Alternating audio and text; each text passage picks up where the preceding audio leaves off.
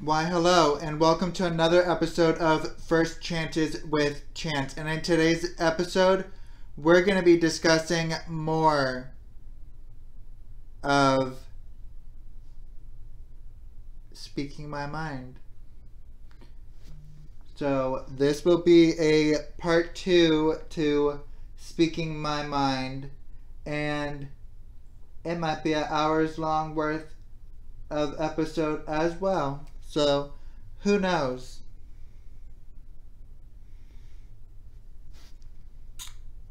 But let's go ahead and get started. I'm gonna go ahead and get into the first topic. So, discrimination of being your most authentic self. So, a lot of people frown upon you when you're trying to be your most authentic self. A lot of people, like, they get jealous when you're being the best self that you can be, enjoying life, enjoying this, that, and the other, while they're just unhappy and all this, that, and the other. Like, I got moved to the beauty department.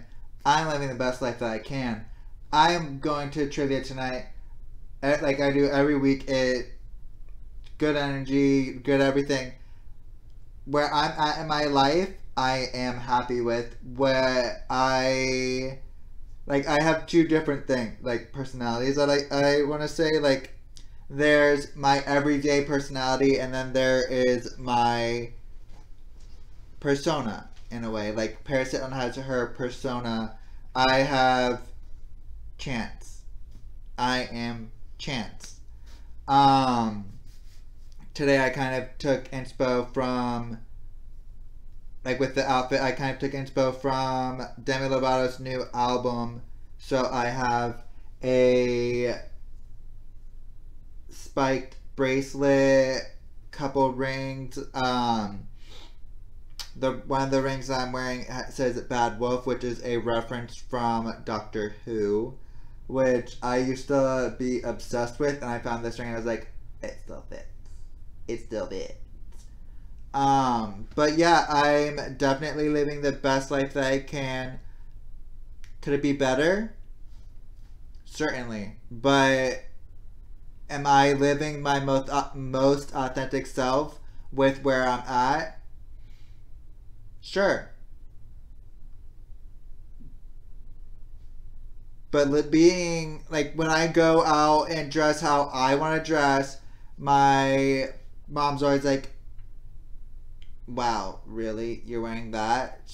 I can already tell you that when Friday, when I'm going to karaoke, she's going to be like, with the outfit that I'm wearing, similar to this, she's going to say, wow, really? Like, it's more of the black crop top that I have. I bought another bodysuit, a fishnet bodysuit. So yeah, I'm gonna be wearing the same pants I wore for the concert, those purple ones. If you've watched my channel, then you guys would know. And the same boots. So yeah. And she always bashes it like I'm literally being the bad bitch that I am. So, hello. Like, I get that you don't like how I dress, but you've literally told me, oh, you could be yourself when you move after you move out of the house. Excuse me? No. I will be myself 24/7. And that's neither here nor there, because you're not gonna tell me otherwise. So, shove it.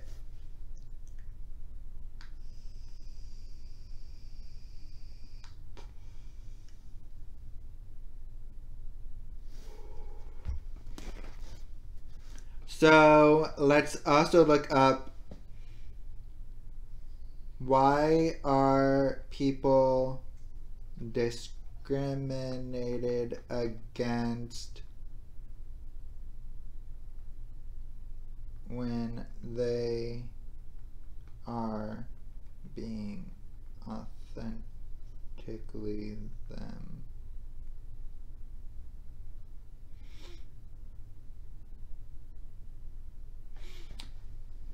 So this also kind of goes in with another this article also goes in with another topic that I was gonna talk about today. So I guess this is what it is.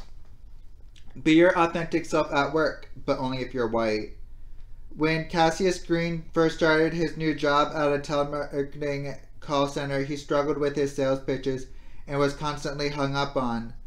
That is until Langston, a veteran at the call center, advised him to find and use his white voice. Excuse me? What? When making calls. Heeding Langston's advice, Green was able to quickly rise through the ranks and score a promotion, securing the coveted company position of power caller. Okay, yes, this narrative is a fictional one, but the brilliant mind of Boots Riley as a central plot point in the movie Sorry to Bother You, but the film does raise an important real-life question. Who do people of color need to be in order to succeed at work? That's like saying you're not allowed to be yourself. Like, hello? That's what I'm talking about. Society is stupid. The idea of bringing one's authentic self to work has taken off in recent years. And while the sentiment may be well-intentioned, it lacks a degree of nuance. Some argue that no one, regardless of race, can or should truly bring their whole selves to work.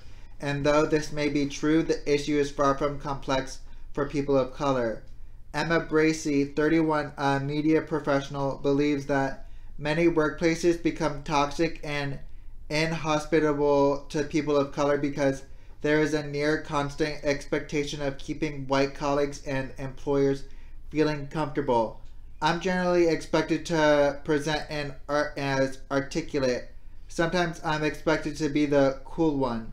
The one who can dance and knows about hip-hop and has an opinion on why blackface isn't cool, Bracey told Refinery 29. Sometimes I'm expected to validate my non-black colleagues' political opinions and make them feel like they're being good allies. But I'm almost always supposed to be docile to be safe. Oh, hell no. With this, it's fucking stupid. Professionalism has long been a synonym for whiteness, especially given the dreadlocks and other natural black hairstyles, the use of Spanglish, Chicano English, or African American vernacular English, and many other non-white cultural signifiers are routinely flagged as inappropriate in the workplace. Basically, for many people of color, showing up authentically in the workplace isn't really an option. Doing so may risk you being deemed unprofessional. This is just pure bullshit.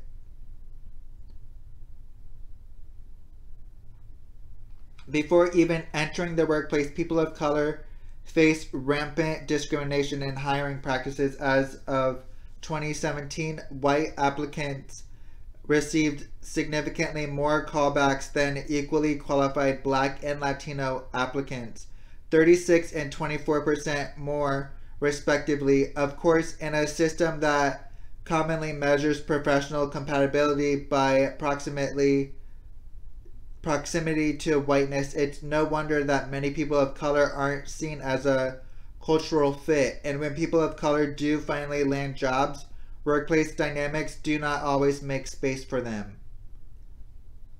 Pure bullshit. It is true, and companies need to work better to stop it. For workers of color, code switching or altering the way one speaks and acts, depending on context, becomes the norm in order to make coworkers and superiors more comfortable. and succeeding in the workplace often requires a mastery of it. Code switching shows up in my professional life all the time, almost constantly, Bracy said. There is a huge difference between the way I speak with my family, with my close friends, and the way I speak in the workplace. I was just thinking the other day about how little I sound like myself at work. This is just sad.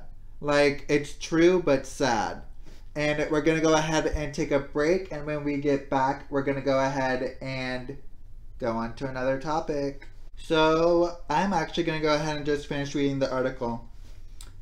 Though Bracy's native language is English, she most resonates with AAVE, the African American Vernacular English. Vernacular English. It feels most like home, but because I've spent so much time in formal institutions, it's very easy for me to turn the AAVE off, Bracy said, adding that though she doesn't recall when she first started code switching, the habit became most prominent when she started at New York University and was surrounded by mostly white, middle, and upper class peers. It happens unconsciously half the time. In many cases, language can define you just as much as the color of your skin. Linguistic prejudice is when people who speak English with an accent or dialect are discriminated against, and it's rampant. Earlier this year, a white male lawyer named Aaron Schlossberg threatened to call U.S. Immigration and Customs Enforcement on workers at a bodega who were speaking Spanish. Schlossberg later issued an apology and claimed he is not a racist. Of course he did. He's probably white. Of course, while language is important, it's not the only type of adapting people of color have to do to blend into traditional white workspaces. I'm a light-skinned black woman who doesn't really have to change how I talk to assimilate, so I have a lot of privilege over people who are darker, bigger, or talk differently, Nicole Weaver, an entertainment reporter, told Refinery 29. But there is one way I might code switch. I don't always straighten my hair for job interviews, but if it's a job I really want, I do straighten my natural hair instead of doing a twist out. Which you shouldn't have to do. It's just stupid. Like, if I was to have to straighten my hair every single time I had a job interview, my hair would be fried. Like, I get that that people of color usually have oilier hair, but that still doesn't do anything really to, like, it does, but it doesn't change anything. Like, that's your natural hair. You shouldn't have to change it to fit into like a workspace. Like, it's stupid and should not have to be done.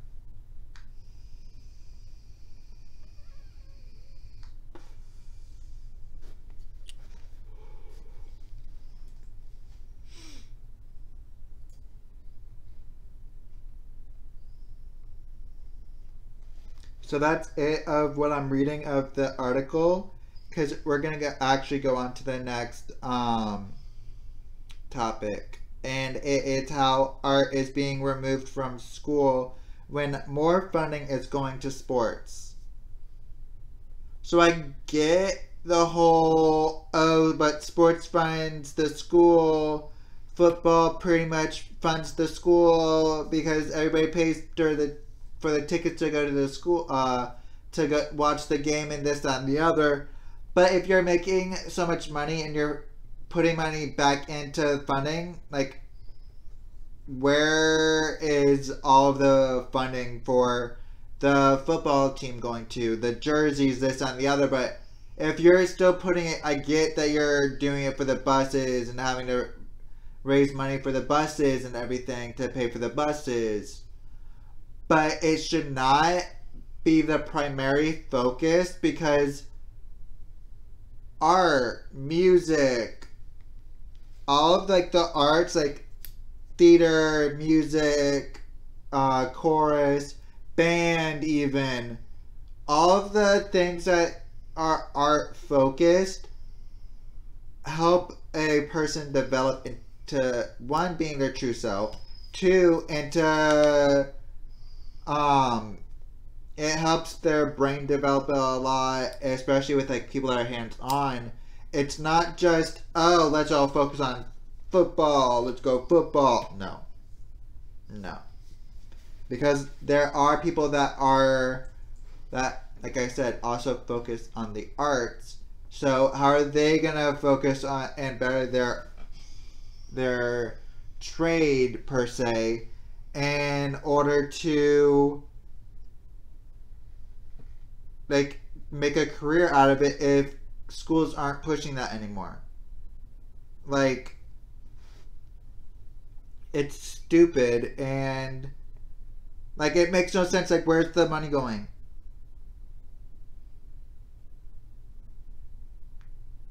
Oh, okay. Like, if you're putting all the funding for the school, like there's barely any funding. A lot of art teachers literally have to use their own money in order to focus, like buy art supplies. Like a lot of the times when I was growing up, I literally had to bring in stuff, like art supplies for the teacher. It's like schools are focusing more on sports. They're not giving the teachers as big of a stipend as they used to, and it is becoming ridiculous.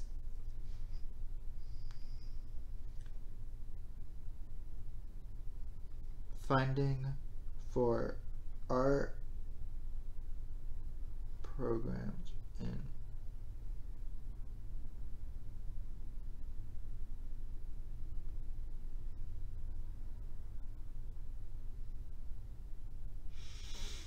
So I found an article saying about funding for schools art programs ending.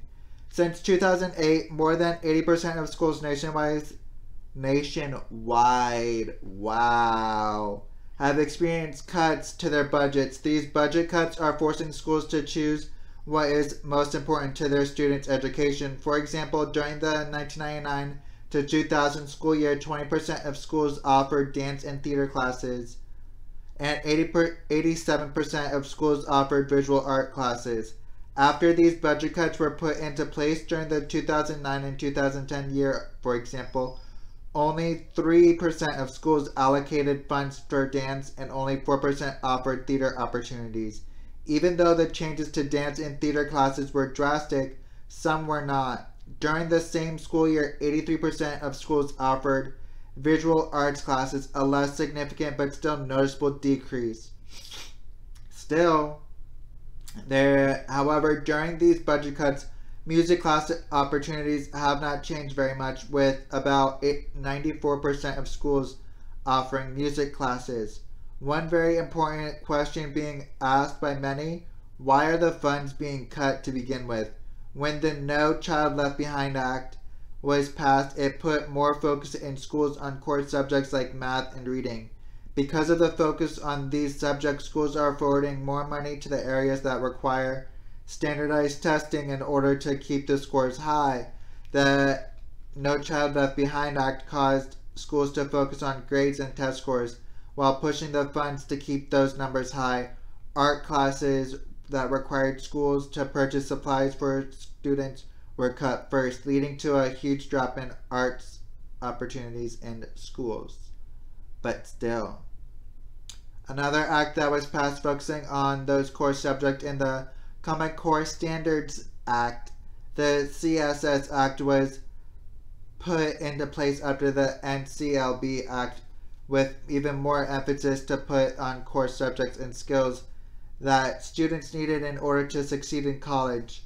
Similarly, the No Child Left Behind Act and the Common Core Standards Act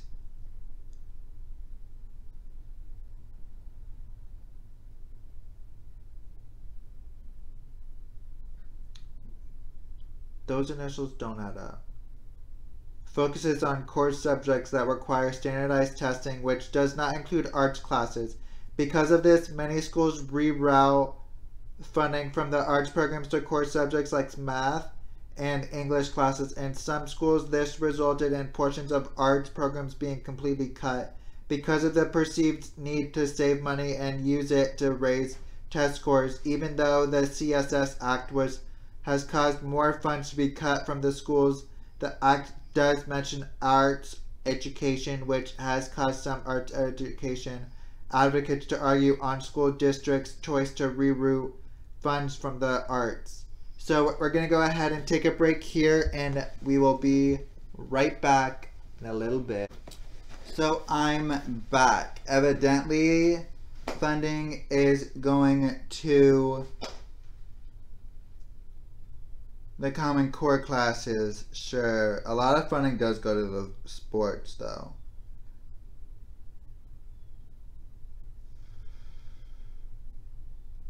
The question that many people have asked in regards to this situation is, why are education in the arts so important?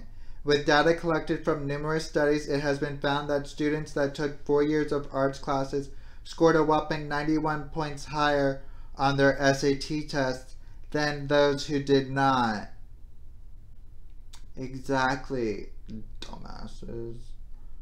Arts programs have also helped decrease the dropout rate from schools.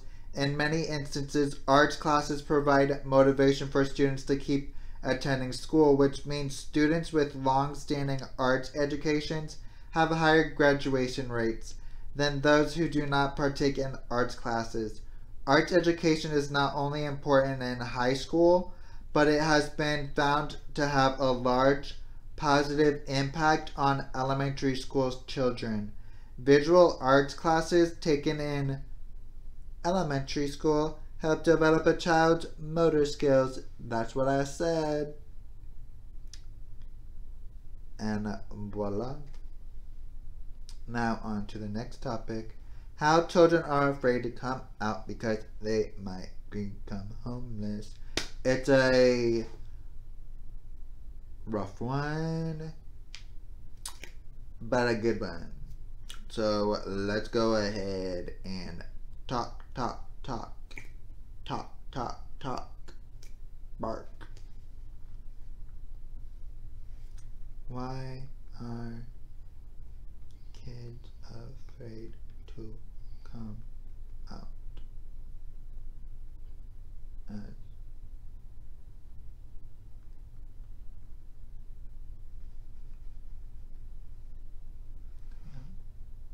Overcoming the fear of coming out to your family. So, overcoming the fear of coming out to your family, because a lot of kids are afraid. So this could also help you. In Asia, where traditional values remain firmly in place, how does a gay person open up to family and friends? One woman shares her experiences and the lessons she hopes that will help others. I mean, I've already shared my story. Let me share another. Like others who have struggled with the decision to publicly reveal their sexual orientation, Soning Chong was worried that she would hurt those who love her most. As a Taiwanese woman working in France, she felt the pull of two cultures, the traditional family values of her homeland and the openness of modern society that says it's okay to be your genuine self. Her friends in Taiwan had, for the most part, readily accepted her coming out a few years earlier, but she was concerned about the reaction from her family. She doesn't pretend that it was easy, but she can attest to the fact that the love of family made it worthwhile. My older sister, who was 20, said it was just fine. Soning recalls of her first conversation with family about her sexuality, and then without telling me, my sister told my mom. In Hong Kong, a lot of people are afraid to come out, and the key reason is family. I was living with my sister in Paris. My mother was in Taiwan and we spoke often, Soning said. One day, as we were chatting, she asked if I was gay. I initially said no, but she asked again in a clear voice. So I finally said yes. She asked me why, but there just was no reason. Being gay is natural. It's unnatural.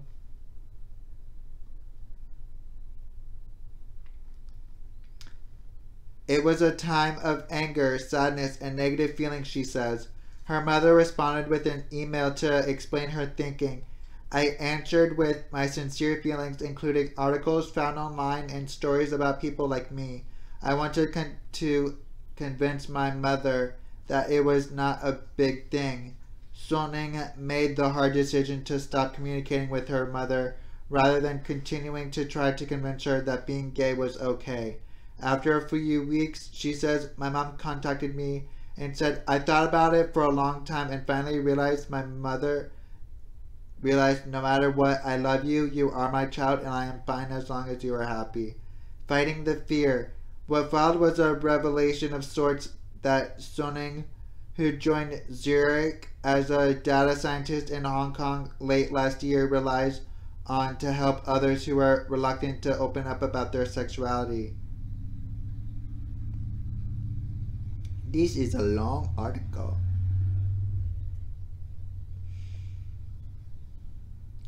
In Hong Kong, a lot of people are afraid to come out, and the key reason is family. It's hard for Asians.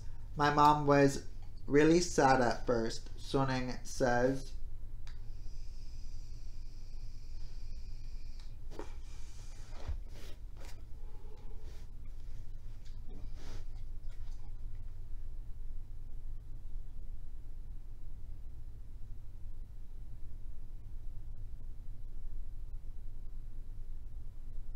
But she emphasized family often becomes a gay person's most ardent source of support.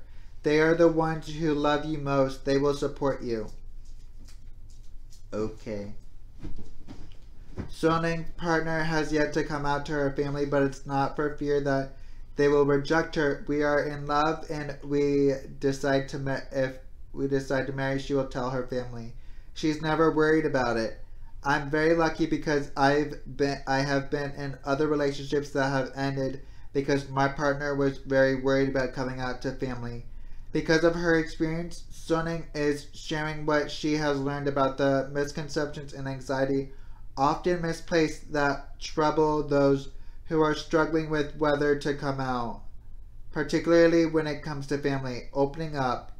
Many who open up are relieved to discover that they worried too much about the reaction they would receive. Stilling says, in fact, most parents already know, she adds, or strongly suspect that their child is attracted to the same sex. Another misconception that Soning held in, she says, is coming among those who are reticent to come out is that people will talk about them. On the contrary, she says, people don't care. Once you come out, you will find it's okay. You shouldn't hide yourself. She joined Pride at Zurich, a global alliance of LGBT plus employee networks created at Zurich to provide a safe environment to discuss LGBT plus topics and connect with other members. Soning sensed that she could make a difference as part of the group and perhaps help others experience the same feeling of freedom that she realized after coming out. In life, we are often kidnapped by the world and make choices that we feel compelled to make. She says, in Asia, I see people who are gay or lesbian, but they are afraid to come out. I want to be there in Pride to help. She is one of 3 Hong Kong members of Pride who keep busy with bi-weekly meetings and monthly activities that have included a remote session featuring top management who spoke about issues around LGBT plus discrimination. The group has produced research on LGBT plus rights and the status of laws affected gay people in Asian countries, work that has led to some eye-opening results. Regarding Japan, for example, Sunning says common impressions that the country does not embrace the LGBT plus community are not completely accurate. Attitudes are pretty good. People are engaged, Sunning says, referring to research that shows 60% of Japanese have a favorable view of same-sex marriage. At home in Hong Kong, Sunning feels fortunate to be in Hong Kong, which she describes as a place where if you come out, people don't really care. She points to the news that Hong Kong will be the first Asian host of the Gay Games in 2022 as an indication that gay lifestyles have gained acceptance there, while acknowledging that Hong Kong culture is in many ways similar to that of China, where people find it difficult to express themselves. Sunning says she feels very much at home in the city where she is able to live an open life as a gay person. It is a place, she says, where I don't have to hide myself. So we're going to go ahead and take a break and go on to the last topic when we get back. So I'm actually going to go ahead and end the podcast here. On my cliffhanger, you guys will know one of the topics that I discussed in part 3, because I definitely have stuff that I want to discuss that's very controversial, speaking my mind type of thing. So yeah, if you guys want to text in any of your guys' stories, or want to speak, just want to leave a comment or anything, you guys can text, leave a voicemail to 561-320-7085. I know you guys listen and watch, so you better watch till the very end, because yeah. So yeah, just text, leave a voicemail to 561-320-7085.